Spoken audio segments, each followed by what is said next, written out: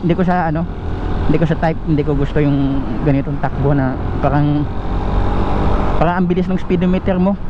Kung yung takbo mo parang hindi ano, hindi sa accurate dun sa takbo mo tsaka yung sa takbo ng speedometer, kasi parang malakas yung makakonsumo ng ano eh, ng mileage. Parang ano siya, may dagdag siya na parang siguro palagay natin mga 20% yung plus niya na bumilis yung speedometer kung sa hatak okay siya, oh, dumadamba oh, kahit nakakinta ako. Yan mga kakalya, no.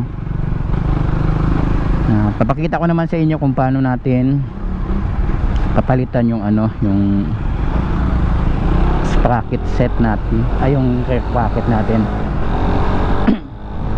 Saka yung pinaka-importanting tools na dalhin nyo pala mga kakalya, no,